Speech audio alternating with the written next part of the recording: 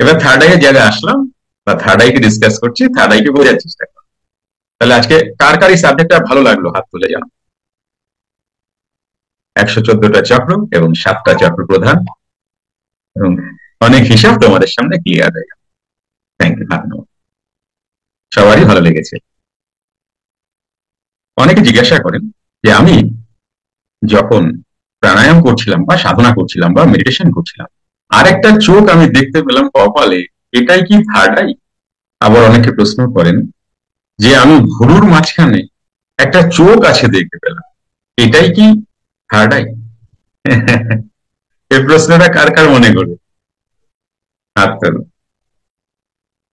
এই ধরনের প্রশ্ন আর কি। ওকে, দেখো, আজ্ঞাচক্র, থার্ড আই বা তৃতীয় নয়ন, তৃতীয় নয়ন অনেকে বলে থাকেন।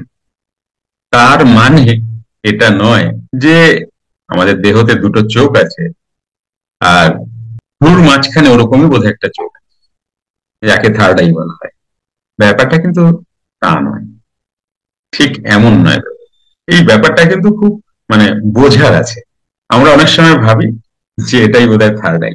অনেকে আবার দেখতেও পায় চোখ বন্ধ করে আরেকটা চোখ আছে এখানে, সেই চোখটা এরকমই চোখ এখানে বসানো।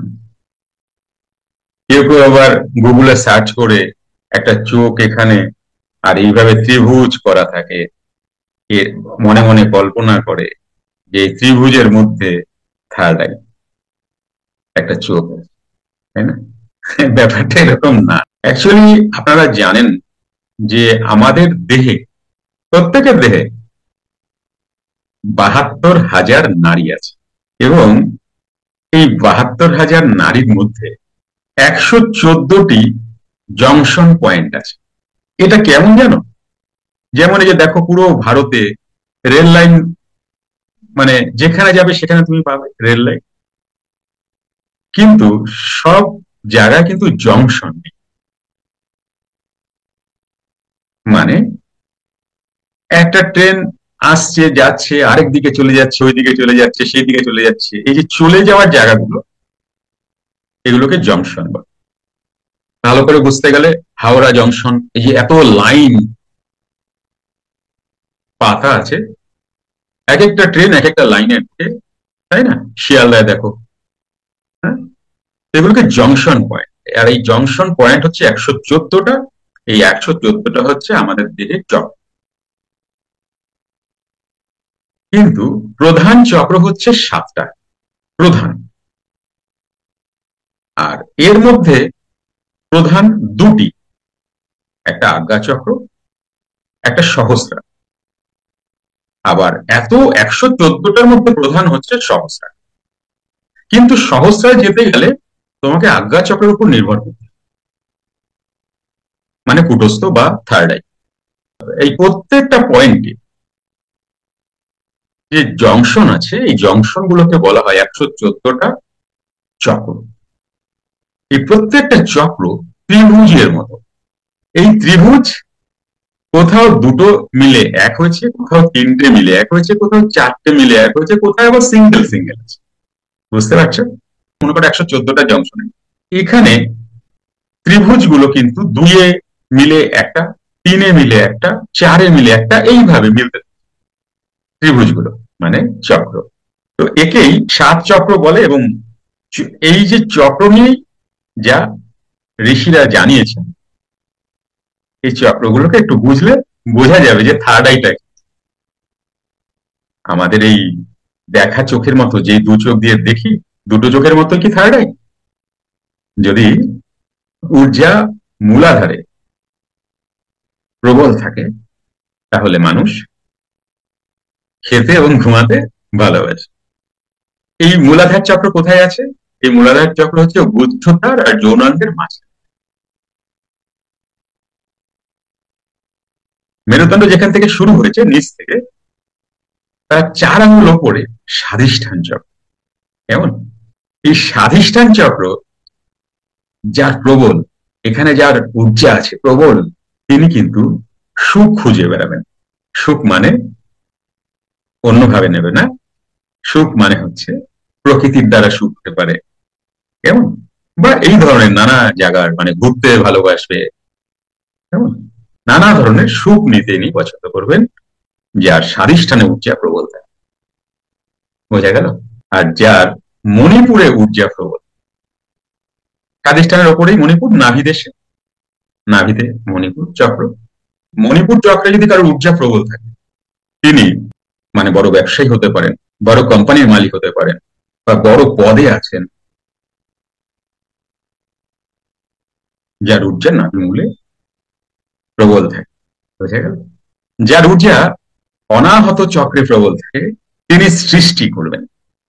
তিনি শিল্পী হতে পারেন, বা কোনো রাইটার হতে পারেন, ডাইরেক্টর হতে পারেন। ফ্লপ করে গেলেও তার সৃষ্টি যদি কেউ পছন্দ নাও করে, পাগলের মতো অন্য আরেকটা সৃষ্টি শুরু করবেন। কিছু না কিছু সৃষ্টিতে তিনি মশগুল থাকবেন, তাকে এখান থেকে বের করাই যাবে না। এ অব্দি বোঝা গেল? আবার অনাহত শব্দ, তুমি অনাহত শব্দ বুকেও শুনতে পারো, আবার মাথার পেছন দিক দিয়েও শুনতে পারো, অনেকটা এক লাগে। অনেকে বলবে, আরে আমি তো মাথার পিছনে শুনেছি। কেমন? এই যে অনাহত চক্র, এনা মিডিলে থাকে, বুকে। এ ওপরের চক্রগুলো এবং নিচের চক্রগুলোকে ব্যালেন্স করে। অনাহত থেকে নিচে মণিপুর, স্বাধিষ্ঠান, মূলাধার এবং এবং বিশুদ্ধ। আজ্ঞাকে কিন্তু নয়, এই টোটালটাকে অনাহত ব্যালেন্স করে। বেঁচে থাকার জন্য সমস্ত প্রবৃত্তি নিচের চক্রগুলো থেকে আসে। কতটা খাবো, কতটা ঘুমাবো, কি করব না করব, সুখ স্বাচ্ছন্দ্য, এটা চাই, ওটা চাই, সেটা চাই। এই অনাহত চক্র যদি কারো ডিসব্যালেন্স থাকে, তাহলে তার রিলেশন প্রবলেম আসে। আপনি কি মানি নিয়ে প্রবলেমে আছেন, বা দীর্ঘদিনের রিলেশন প্রবলেম চলছে? যদি তাই হয়, তবে আপনাকে জানাতে চাই, এমন প্রবলেমে আপনি একা নন। এমন প্রবলেমে আজ বহু মানুষ। আপনার জন্য গুড নিউজ, আজ এ বিষয়ে আর চিন্তার কোনো কারণ নেই বন্ধু। ও বিষয়গুলোর সলিউশন আজ আপনার হাতের মুঠোয়। এই অবস্থা থেকে বহু মানুষকে বের করে তাদের সুন্দর জীবনে পৌঁছে দিয়ে থাকেন NLP mentor, life coach Manoj Chakraborty sir. আর আপনার প্রবলেমের সলিউশন জেনে আপনার জীবনকে আজই সঠিক দিশা দিন। বিস্তারিত জানতে যোগাযোগ করুন এই নম্বরে 9903680146। প্রবল ভাবে রিলেশন প্রবলেম আসে। কেমন? অনাহত হচ্ছে একটা মিলন বিন্দু, অনাহত চক্র। এখানে জীবনের দুটো আলাদা আলাদা বিষয় এসে একসাথে, একদিকে প্রবৃত্তি, একদিকে নিবৃত্তি, তাই এটাকে মিলন ক্ষেত্র বা বিন্দু বলা হয়। বোঝা গেল? এর মধ্যে কারো কোনো প্রশ্ন আছে? আজকে চক্র পেছনে লেগেছি, চক্রকে পুরো ঘুরিয়ে খাইয়ে দিতে হবে। চক্র কি কি অবস্থান। যার ঊর্জা বিশুদ্ধ চক্রতে প্রবল থাকে, তিনি প্রচন্ড শক্তিশালী হন। শক্তিশালী মানে ওয়েট তুলবে না, ব্যাপারটা ওরকম না। ব্যাপারটা হচ্ছে 10টা মানুষকে তুমি যদি দাঁড়া করিয়ে দাও, 10টা মানুষকে যদি পরপর দাঁড়া করিয়ে দাও, তাকে চিহ্নিত করা যাবে, তার দাঁড়ানো, তার বডি ল্যাঙ্গুয়েজ, ভীষণভাবে তাকে চেনা যায়। এইবার ঊর্জা যদি আজ্ঞা চক্রে পৌঁছায়, তবে কি হয় জানো? তোমার সঙ্গে এই পৃথিবীতে যা যা ঘটনা ঘটছে, তুমি ঠিকঠাক বুঝতে পারবে। কেউ তোমার সাথে কোনো যদি কথা বলছে, একটা কথার 10 রকম মানে হয়, কিন্তু তিনি কি বিষয় নিয়ে কথাটা বলছেন, কিভাবে বলছেন, আর এর মানে কি, এটা তোমার কাছে ক্লিয়ার হয়। যার ঊর্জা থার্ড আইতে প্রবল থাকে, সামনের জগৎকে তিনি ঠিকঠাক দেখতে পান, যে দেখাতে কোনো ভুল হয় না। আমাদের প্রশ্নটা কি ছিল? এই যে চোখের মতো কি থার্ড আই থাকে এখানে? বলে যেও না প্রশ্ন। এবার থার্ড আই এর জায়গায় আসলাম, বা থার্ড আইকে ডিসকাস করছি, থার্ড আইকে বোঝার চেষ্টা করছি। আপনি যেটা আমাকে বলছেন যে দাদা, আপনার থেকে তো টাকাটা নিয়েছিলাম, কিন্তু টাকাটা দিতে পারছি না, টাকাটা আমি 4-5 দিন পরে দিয়ে দেবো। আমি আপনার কথা শুনলাম, শুনে আমি বুঝলাম যে আপনি 4-5 দিন পরে কি সত্যি দেবেন নাকি দেবেন না। সে অনেকটা দূর দেখতে পায়, কাল কি হতে পারে, কোন সিচুয়েশন পরে কি ঘটতে পারে, মোটামুটি একটা ইনটিউশন, যাকে তোমরা ইনটিউশন বলবে, সেটা কিন্তু তার কাছে। ব্যাপারটা বোঝা গেল থার্ড আইয়ের বিষয়টা। আরেকটা চোখ নয়, আরেকটা এরকম দুই চোখের মতো একটা চোখ এখানে তা না, সে অনেকটা দূর দেখতে পায়, সংসারকে দেখতে পায়, কোন সিচুয়েশনকে দেখতে পায়। দেখবে অনেকে বলবে আমার মনে হচ্ছে না তুই এটা করিস না, কিন্তু ঠিক হবে না কিন্তু। এরকম তোমরা অনেককে শুনতে পেয়েছো, বা তোমরা অনেক সময় বলে আমার মনে হচ্ছে না ঠিক। এবং ইনি খুব জ্ঞানবান হবেন এবং সাত্ত্বিক ভাবাপন্ন হবে। এনার সাথে না কথা বলতে মানুষের খুব ভালো লাগে, মানুষ মিশতে চাইবেন এবং অনেকক্ষণ থাকতে চাইবেন এনার সাথে। বুঝে গেল? আর এ বাদে যাদের ঊর্জা আড়াইতে নেই, তারা সংসারটাকে ভ্রমণই দেয়, আর মিস আন্ডারস্ট্যান্ডিং হয়, আর দুঃখে সংসার যাপন করে। মানে এই দুনিয়াটা, এই সংসারটা ক্ল্যারিটি থাকে না, ভুল হয়ে যায়, ভ্রম হয়ে যায়, এই দুই চোখ যা দেখা।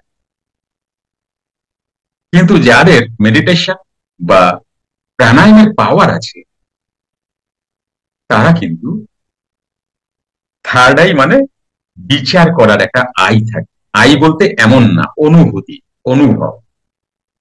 Shambhavi মহামুদ্রা Shambhavi Mahamudra. হ্যাঁ, সম্ভবী মহামুদ্রা। Shambhavi Mahamudra is just creating a passage.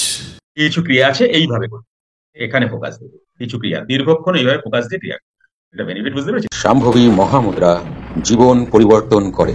এই মহামুদ্রা অনুশীলন করলে ডিপ্রেশন, অ্যাংজাইটি, ওভারথিঙ্কিং, মানসিক চাপ, দুশ্চিন্তা, উদ্বেগ, অশান্তি, রাগ, আতঙ্ক, অনিশ্চয়তা, মৃত্যু ভয় ও ঘুমের সমস্যা থেকে চিরতরে মুক্তি পাওয়া সম্ভব। এই মহামুদ্রার প্রভাবে কর্মের বাধাবিঘ্নকে অতিক্রম করা যায়।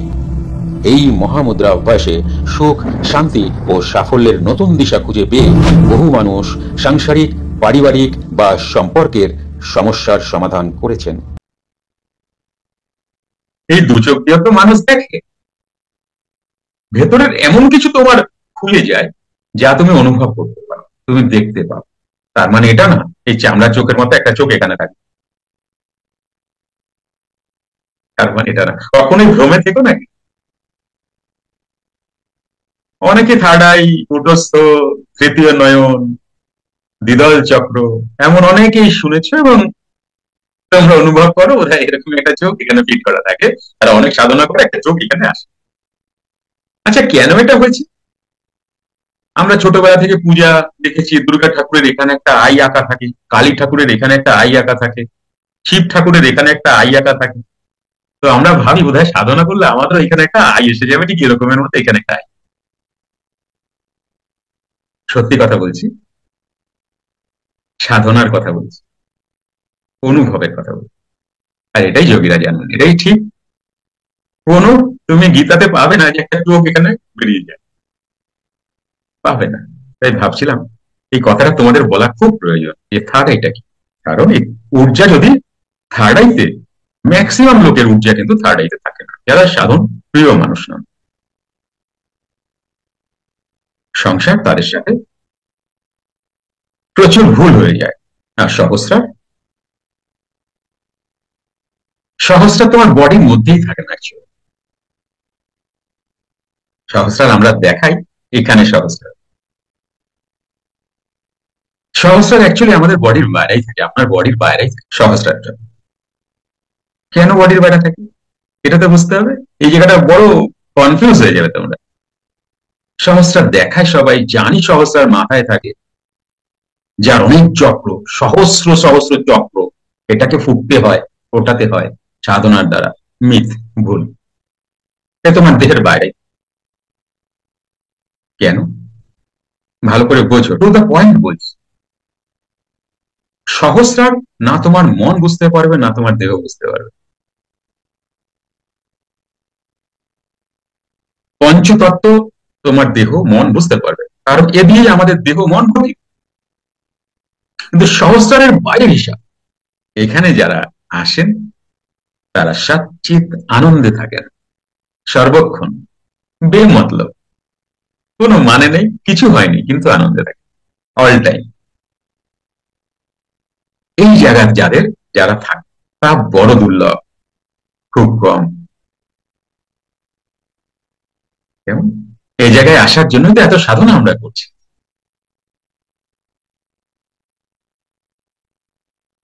কিছু জিনিস মন বুঝতে পারবে যা তোমার দেহের মধ্যে আছে, কিন্তু দেহের বাইরে যা আছে তাকে তোমার জ্ঞান ছুতে পারবে না, তোমার বুদ্ধি ছুতে পারবে না, মন জাত যে বুদ্ধি জ্ঞান এ ছুতে পারবে না। ইন্দ্রিয়ের বাইরের বিষয় কখনো তুমি ইন্দ্রিয় দিয়ে বুঝতেই পারো না। তাতে হলে তা যদি তোমাকে বুঝতে হয় তাহলে ইন্দ্রিয়াতীত হতে হবে, বহু পরিশ্রম, বহু লড়াই, বহু সাধনার পর।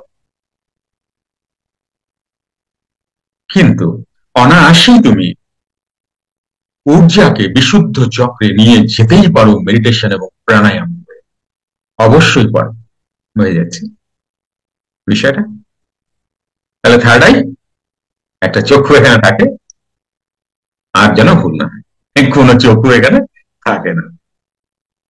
একটা পাওয়ার চলে যা তুমি সামনে ঘটনাকে কিছু অনুভব করতে পারো।